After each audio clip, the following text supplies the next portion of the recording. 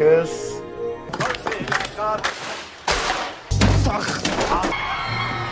तो दोस्तों आज हम एक ऐसी मूवी देखेंगे जिसमें एक आदमी ने अपनी चमड़ी तक बेच दी अपनी गर्लफ्रेंड को पाने के लिए, और उस मूवी का नाम है the man who sold his skin. और लास्ट में गर्लफ्रेंड ने क्या किया आप खुद देख लीजिए। तो मूवी की शुरुआत में सैम करके एक आदमी होता है जो लेबनान देश में रहता है, और उसके साथ ही काम करने वाला एक आदमी के साथ में एक छोटे से रूम में रहता है। और सैम जब जब घर पे रहता है तो वो अपनी एक्स गर्लफ्रेंड की फोटो देखते रहता है जिसका नाम अबीर होता है, जिसने अब ऑलरेडी किसी और आदमी के साथ में शादी कर ली है। पर सैम अभी भी उम्मीद लगा के बैठा है कि किस्मत ने चाहा तो हम दोनों फिर से एक हो सकते हैं। सैम और उसके साथ में रहने वाला आदमी मुर्गियों के फार्म में काम करते हैं, और वहाँ पे काम करके वो अपनी रोजी रोटी चलाते हैं। और उनको कभी मौका मिलता है या छुट्टी मिलती है तो वो आर्ट गैलरी चले जाते हैं, और वहाँ मौका मिलते ही दोनों वहाँ पे खाना चोरी कर लेते हैं जो कि खास लोगों के लिए रखा था। और हर बार की तरह वो फिर से आर्ट गैलरी जाते हैं, पर इस बार वहाँ की एक लेडी स्टाफ को उन दोनों पे शक हो जाता है कि ये लोग दोनों कुछ तो गड़बड़ कर रहे हैं। और ये सोच के वो उन दोनों की तरफ आगे बढ़ती है और उन दोनों से उनका नाम पूछती है। और जैसे नाम पूछती है वहाँ की मैनेजर उसके पास आ जाती है जिसका नाम सॉरी होता है, और वो उस लेडी स्टाफ से बात करने लगती है जिसने सैम का नाम पूछा था। और तभी मौका देख के वहाँ से सैम रफू चक्कर हो जाता है। और कुछ मिनट बाद सौर्या जो लेडी स्टाफ है वो फिर से सैम और उसके दोस्त का नाम पूछने लगती है। और सौर्या का चेक करने के बाद उसको पता चलता है कि सैम का नाम तो मेहमानों की लिस्ट में है ही नहीं, वो एक बिन बुलाए मेहमान है। और जैसे सौर्या को पता चलता है कि सैम सिर्फ खाना खाने के लिए यहाँ पे आया है तो वो सैम से कहती है कि जब तक एग्जीबिशन चालू है तुम यहाँ पे रुक सकते हो और बचा कुचा खाना तुम अपने साथ ले जा सकते हो। और सौर्या की ये बात सुन के सैम थोड़ा हैरान हो जाता है कि ये लड़की काफी दयालु है, पर फिर भी बचा कुचा खाना वो ले जाने में थोड़ी शर्मिंदगी फील करता है। उसके बाद वो खाना लेके वहाँ से जल्दी निकल जाता है। उसके बाद हम एक जैफरी करके कलाकार को देखते हैं जो अपने कला के लिए बहुत मशहूर होता है, क्योंकि संसार में जो भी चीज चल रही होती है अपने कला के जरिए वो दुनिया के सामने पेश करता है। क्योंकि अभी के समय में जैफरी एक बहुत बड़ा कलाकार होता है और वो जो भी पेंटिंग बनाता है वो $10 लाख में बिकती है। और अब जैफरी को पता चलता है कि सैम एक बहुत गरीब आदमी है और लिबिया देश में वो यहाँ पे बिना पासपोर्ट के रह रहा है। सैम की ये बात जान के वो उसमें दिलचस्पी लेने लगता है और एक दिन सैम को मिलके वो बार में लेके जाता है।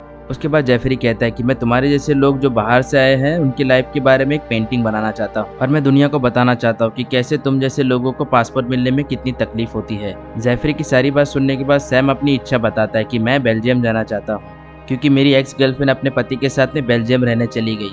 अब जैफरी सैम की इस मजबूरी का फायदा उठाना चाहता है और वो कुछ बोलता है। तभी तुरंत सैम कहता है कि आप मुझसे चाहते क्या हो। तभी जवाब में जैफरी कहता है कि मैं तुम्हारे पीठ पे एक पेंटिंग बनाना चाहता हूँ। अगले दिन सैम अपने जॉब से वापस घर आके बहुत खुश होता है, और वो आज खुश इसलिए है क्योंकि वो आज वो अपनी एक्स गर्लफ्रेंड के साथ में वीडियो कॉल करने वाला है। दोनों बहुत लंबे समय से एक दूसरे को वीडियो कॉल पे देख रहे थे और दोनों एक दूसरे के साथ में बात करते हुए ऐसा लग रहा था जैसे दोनों का प्यार वापस से आ गया। तभी सैम की गर्लफ्रेंड अबीर बताती है कि मैं आजकल एक नई नौकरी ढूंढ रही हूँ, तब तक मुझे मेरे हस्बैंड के साथ में ही रहना पड़ेगा। और सैम को उसकी बात सुन के थोड़ा दुख होता है, ये सोच के कि अबीर और उसका हस्बैंड अब दोनों साथ में ज्यादा टाइम रहेंगे। तभी थोड़ी देर बाद अबीर का हस्बैंड आता है और वो उसे किस करता है, और इसलिए फिर अबीर वीडियो कॉल कट कर देती है। और ये देख के सैम का पूरा दिल टूट जाता है, और अब वो बेल्जियम जाने का पूरा तय कर चुका है। अब उसे बेल्जियम जाने के लिए एक ही तरीका है, उसे जैफरी के लिए काम करना पड़ेगा। और अगले दिन सैम पेंटिंग की एग्जीबिशन वाली जगह पे पहुंचता है जहाँ पे उसकी बात जैफरी के वकील से होती है, जहाँ पे उसका वकील बताता है कि अगर तुमने समझौते पे साइन किया तो तुम्हें अपने शरीर की त्वचा यानी कि स्किन को बेचना होगा और उसके लिए तुम्हें अच्छा पैसा मिलेगा, और बाकी सबकी डिटेल उस एग्रीमेंट में लिखी हुई है जिसपे आप साइन करोगे।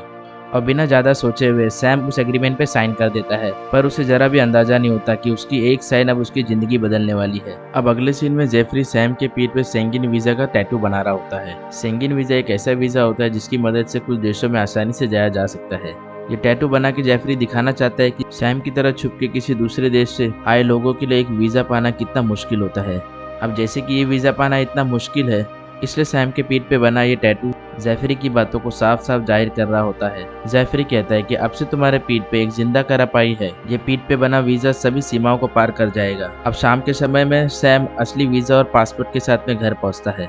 जैफरी ने वीजा और पासपोर्ट सैम को इसलिए दिया था कि वो अपने कला के एग्जीबिशन के लिए सैम को कहीं भी ले जा सके। अगले दिन सैम और सौर्या दोनों प्लेन में बैठे होते हैं और वो दोनों बेल्जियम जा रहे होते हैं, और सैम इस बात से काफी खुश होता है कि वो आखिर बेल्जियम जा रहा है और अबीर से मिल पाएगा। उसके बाद सैम बेल्जियम के होटल में पहुंच के अबीर को कॉल करता है, लेकिन अबीर उसका कॉल नहीं उठाती, और सैम के बहुत बार कॉल करने के बाद आखिर अबीर सैम से बात कर लेती है। और वीडियो कॉल पे सैम देख सकता था कि अबीर का मूड काफी खराब है। फिर सैम बोलता है कि मैं तुमसे मिलना चाहता हूँ, पर उन दोनों की बातचीत अधूरी रह जाती है क्योंकि बीच में उसका हस्बैंड आ जाता है, और उसका हस्बैंड सैम को कहता है कि तुम अगर बेल्जियम आए हो तो हमारे घर पे खाने के लिए जरूर आना, हम तुम्हारा बहुत अच्छी तरीके से स्वागत करेंगे। फिर सैम अबीर से ज्यादा बात नहीं कर पाता और ना चाहते हुए भी उसे फोन काटना पड़ता है।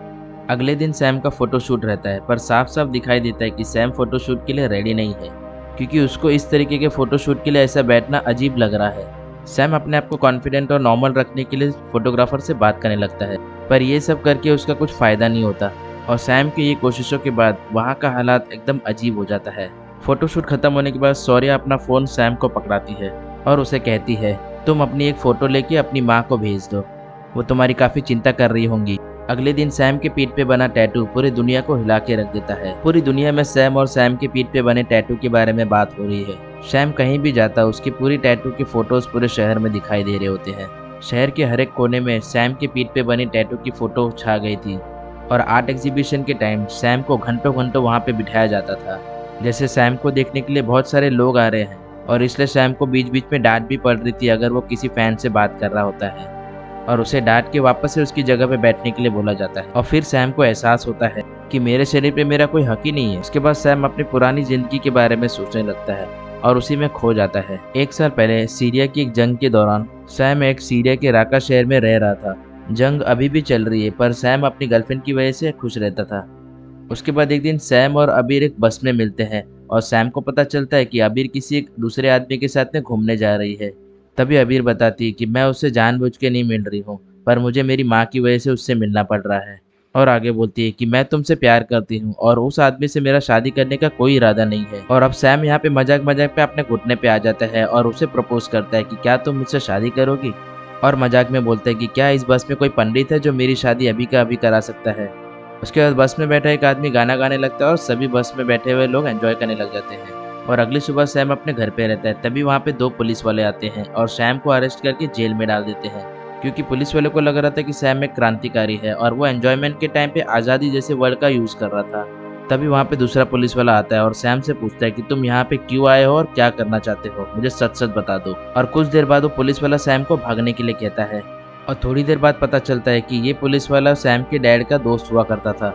तभी पुलिस वाला कहता है कि मुझे मालूम है कि तुम एकदम बेकसूर हो, पर तुम्हारे पे लगाए कोई भी इल्जाम अगर साबित हो गए तो तुम्हें फांसी की सजा दी जाएगी। और इसलिए फिर जब आसपास कोई नहीं होता तो सैम खिड़की से भाग के अबीर के पास मिलने को चले जाता है। अबीर के घर में एक आदमी आया हुआ होता है अपने परिवार के साथ, और वो आदमी अपनी शादी के लिए अबीर को देखने के लिए आया हुआ होता है। और अबीर सैम को बाहर खिड़की पे देखती तो उसके पास भाग के आ जाती है। तभी अबीर को पता चलता है कि सैम वहाँ पे ज्यादा देर रुक नहीं सकता, और तभी सैम बताता है कि मुझे अगर जिंदा रहना होगा तो मुझे सीरिया देश छोड़ के भागना पड़ेगा, क्योंकि सरकार ने मुझे आतंकवादी घोषित कर दिया है। और सैम को बचाने के लिए अबीर उस आदमी को बुलाती जो उसे शादी के लिए देखने आया था, क्योंकि जो आदमी उससे शादी करने के लिए आया है वो एक सीरिया एम्बेसी में काम करता है जिसका नाम जैद है।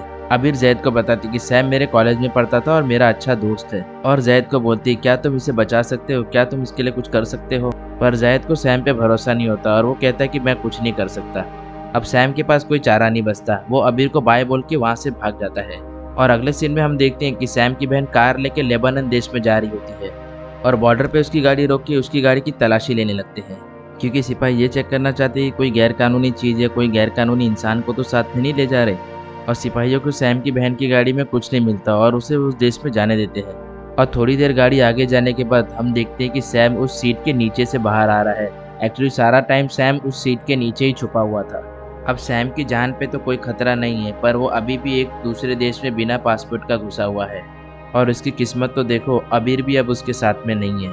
उसके बाद हम देखते हैं कि सैम अपनी बहन की होटल रूम में सो रहा होता है। तभी एक आदमी उसका दरवाजा खटखटा रहा होता है और यह आदमी सीरिया से आया हुआ होता है और उसे सीरिया सरकार ने भेजा है। और वो आदमी कहता है कि तुम्हारे साथ में जो भी गलत हुआ सीरिया में, उसके लिए हम जैफरी को कसूरवार करना चाहते हैं और इसलिए हमें तुम्हारी गवाही की जरूरत है। और ये सुन के सैम उसके मुंह पे ही दरवाजा बंद कर देता है, ये सोच के कि ये देश खुद अभी मुझे मारने की कोशिश कर रहा था और अब मेरे से मदद मांग रहा है। अब यहाँ रात हो जाती है और सैम अपनी माँ को कॉल करता है जो अपने बेटे के हाल में चिंतित होती है। तभी सैम की माँ गुस्से से कहती है कि हमारे सभी रिश्तेदार तुमसे नाराज है, तुमने पैसों के लिए अपनी शरीर बेच दी। और अपनी माँ की ये सब बात सुन के वो अपनी माँ को शांत करता है और कहता है कि मम्मी तुम चिंता मत करो। और अपनी माँ को समझाता है कि मम्मी वो सब हमसे जल रहे हैं, क्योंकि मैं ऐसी जगह पहुंच गया हूँ जहाँ वो कभी पहुंच भी नहीं सकते। और अगले दिन सैम अबीर के घर का पता लगाता है और वहाँ पे जल्दी से पहुंच जाता है। और अबीर सैम को अपने घर के बाहर देख के शॉक हो जाती है। सैम अबीर को बताता है कि मैं एक आर्ट एग्जीबिशन कंपनी के लिए छोटा मोटा काम करता हूँ। उसके बाद दोनों एक दूसरे को गले लगा रहे होते हैं, पर दोनों को जरा भी महसूस नहीं हुआ कि अबीर का हस्बैंड ऊपर से उसको देख रहा है। और अब सैम को पूरा कंफर्म हो जाता है कि अबीर अब मेरे साथ में कभी नहीं आ सकती। फिर भी सैम अबीर को एक वादा करता है कि मैं तुम्हारी मदद के लिए मैं हमेशा खड़े रहूंगा। तुम्हें मेरी जब भी जरूरत पड़े तो मुझे बुला सकते हो। अगले दिन जैद अबीर को एक एग्जीबिशन में लेके आता है और वो साबित करना चाहता था कि सैम ने उसको जो नौकरी के बारे में बताया वो झूठ बताया है। और सैम की सच्चाई पता चलने के बाद अबीर एकदम घबरा जाती है और सैम के लिए चिंता भी करती है। और जैद वहाँ पे सैम की बेइज्जती करने लगता है, इसलिए दोनों में झगड़ा हो जाता है और जैद गुस्से में एक सबसे महंगी पेंटिंग को तोड़ देता है और जिसके लिए जैद को अरेस्ट भी किया जाता है और सैम को उसका वकील बचा लेता है। और अब रात के समय अबीर सैम के होटल वाले रूम में आती है और जो भी आज हुआ था उस बारे में बात करने लग जाती है। और थोड़ी देर बाद जैद का फोन आता है और तभी पता चलता है कि जैद ने अबीर को जानबूझ के यहाँ पे भेजा हुआ है जिससे कि वो सैम को पटा सके और उसे जेल से बाहर निकाल सके। और जैसे सैम को ये पता चलता है तो सैम कहता है कि कानूनी चीजें मेरे हाथ में नहीं है और इसलिए मैं कुछ भी नहीं कर सकता। ऐसा बोलने के बाद भी वो जैफरी की टीम से कहता है कि अगर तुमने जैद को जेल से बाहर नहीं निकाला तो मैं सीरिया की सरकार के साथ में हाथ मिला लूंगा और जैफरी के बारे में पूरी गवाही देके उसको कड़ी सजा दिला दूंगा। उसके बाद जैफरी की टीम ने ना चाहते हुए भी जैद को जेल से बाहर निकलवा दिया था। अब सैम जैफरी की कोई चीज बन के नहीं रहना चाहता था। उसके बाद वो भागने के लिए एक प्लान बनाता है और उनको कहता है कि मेरी माँ बीमार है और मुझे देखने के लिए जाना है उनको। पर सौर्या को पूरा अंदाजा हो जाता है कि सैम सिर्फ नाटक कर रहा है। अब सैम को बार बार आर्ट एग्जीबिशन के लिए ले जाया जाता है। बेचारे सैम को एक स्टैचू की तरह घंटों तक बैठाया जाता है। अब जैफरी नोटिस करता है कि सैम के पीठ पे एक पिंपल्स आ गया है। तभी जैफरी घबराते हुए कहता है कि तुम लोग ये क्या कर रहे हो, तुम मेरी बनाई हुई कला का ध्यान नहीं रख सकते। और इतना बोल के सैम को उसके बाद हॉस्पिटल ले जाता है उसका इलाज कराने के लिए। उसके बाद रात को अबीर सैम को फोन करती है और पूछती है तुम ठीक तो हो ना। तभी सैम समझ जाता है कि ये प्यार वाली बातें करके मैं अबीर को दुख पहुंचा रहा हूँ, ऐसे में तो वो बेचारी मुसीबत में पड़ी रहेगी। और ऐसा सोच के सैम उसको कहता है कि मैं सौर्या से प्यार करने लग गया हूँ और इतना बोल के कॉल कट कर देता है। उसके बाद सैम अपने परिवार से बात करता है और सारा परिवार एकदम खुश रहता है क्योंकि सैम ने उनके लिए पैसे भेजे थे। और यहाँ सैम की बहन और उसके हस्बैंड एक नया बिजनेस भी स्टार्ट करने वाले थे। उसके बाद सैम की नज़र उसकी माँ पे पड़ती है जिसमें वो देखता है कि उसकी माँ के दोनों पैर काट दिए गए हैं। तभी उसकी माँ बताती है कि एक दीवार गिरने से मैंने अपने दोनों पैर खो दिए। और ये सुन के सैम बहुत दुख होता है और वो सोचने लगता है कि मैं मेरी ज़िंदगी में कर क्या रहा हूँ। ना मैं मेरे परिवार को मिल पा रहा हूँ, ना मैं उनको देख पा रहा हूँ, ना मैं खुद अपना कुछ कर पा रहा हूँ। बस एक आर्ट के टुकड़े की तरह बस लोगों को एंटरटेन कर रहा हूँ। सैम हमेशा अपनी माँ से बात करता है पर वो हमेशा परेशानी और तकलीफें की बातें होती थी और ये सब से अब वो एकदम थक गया था और वापस से अपने घर जाना चाहता था। और अगले दिन सैम को पता चलता है कि किसी अमीर आदमी ने उसको 1 करोड़ 20 लाख में खरीद लिया है। तभी एक रिपोर्टर जेफरी और उसकी टीम से पूछता है कि तुम इस कला को कैसे बेच पाओगे जबकि वो किसी के शरीर पे बनी हुई है। और इस सवाल के जवाब में सौर्या आगे आके जवाब देती है और कहती है कि इसके लिए हमने कानून की मदद ली है जिसमें हम इंसानों को खरीद या बेच भी सकते हैं। उसके लिए हम स्विट्जरलैंड गए, वहाँ पे थोड़ा जुगाड़ किया और इस काम को अंजाम दे पाए। और अगला सीन हम 9 महीने बाद का देखते हैं जहाँ पे सैम की नीलामी हो रही होती है और ज़्यादा से ज़्यादा पैसे दे के लोग उसे खरीदना चाहते थे। उसके बाद अचानक सैम के दिमाग में कुछ आता है और वो सभी लोगों को गाली देने लग जाता है और अपनी पैंट में से एक हेडफोन निकालता है और लोगों को लगता है कि ये बम है और उसको देख के सब लोग भागने लग जाते हैं। उसके बाद वो जोर जोर से पागलों की तरह हंसने लगता है और आखिरकार वो फिर से जेल चले जाता है। सैम लगभग पागल ही हो चुका है क्योंकि जैसा उस बेचारे के साथ में किया गया है वो एकदम तंग आ चुका है। सैम की हालत इतनी बुरी हो चुकी है कि जब उसका वकील उसको निकालने के लिए आता है तो वो कहता है कि मुझे नहीं निकलना, मुझे यही रहना है। उसके बाद जब वो देखता है कि अबीर भी जेल के बाहर आई है तो फिर वो बात करने के लिए तैयार हो जाता है। उसके बाद अबीर सैम को वकील की बातें अच्छी तरह से समझा रही होती है और ये भी बताती है कि उसने अपने हस्बैंड को छोड़ दिया है और अब हमेशा मैं तुम्हारे साथ में रहूँगी। उसके बाद वो काफ़ी समय साथ में बिताते हैं। उसके बाद दोनों सोचने लग जाते हैं कि अब हमें आगे क्या करना चाहिए। अब वैसे भी दोनों साथ में ही है तो अब दोनों डिसाइड करेंगे क्या करना है। उसके बाद कोर्ट में सैम का वकील सैम के लिए बेल मांग रहा होता है। कोर्ट में लंबे आर्ग्यूमेंट्स के बाद जज कुछ ऐसा बोल देता है कि कोर्ट में बैठे सभी लोग हैरान हो जाते हैं। तभी जज बोलता है कि सैम तुम्हारा वीज़ा ख़त्म हो गया है, इसलिए तुम्हें सीरिया वापस से भेजा जाएगा क्योंकि यही हमारा कानून है और कानून को हम बदल नहीं सकते। तभी कोर्ट के बाहर रिपोर्टर सैम से पूछते हैं क्या तुम डरे हुए हो क्योंकि तुम्हारी कीमत तो करोड़ों में लगी हुई है। तभी सैम मुस्कुराते हुए उसे जवाब देता है कि मैं तो खुश हूँ कि मैं अपने घर वापस जा रहा हूँ। कुछ हफ्ते बाद सौर्या अपने लैपटॉप पे एक वीडियो देख रही होती है जहाँ सैम के गद्दार होने की वजह से वहाँ के आतंकवादियों ने सैम का गला काट के मार दिया होता है। और बात बस यहाँ खत्म नहीं होती, उन आतंकवादियों ने सैम की पीठ पे बने उस टैटू की चमड़ी को भी काट के अलग कर दिया था और उसकी चमड़ी को काले बाजार में बेच दिया। पर किसी तरह उस टैटू को ढूंढ के फिर से बेल्जियम में लेके आया गया। उसके बाद देखते कि जेफरी 2 आदमियों से उस सैम वाले टैटू को दीवार पे लगवा रहा होता है और मरने के बाद भी सैम एक दिखावे वाली चीज बन के रह गया।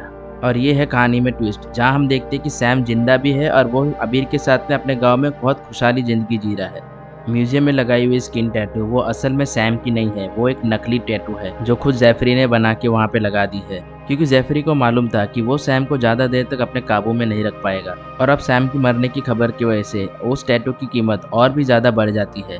और यहाँ सैम और अबीर दोनों खुशी से अब अपनी जिंदगी जी रहे हैं। और इसी के साथ में दोस्तों पिक्चर यहाँ पे खत्म होती है। तो पिक्चर आपको कैसी लगी दोस्तों, कमेंट करके जरूर बताना। और अगर ऐसी मूवीज और भी देखना चाहते हो तो चैनल को जरूर सब्सक्राइब करके रखो, बेल बटन दबा के रखो। आपको डेली एक न्यू मूवीज देखने मिलेगी। जय हिंद, जय भारत।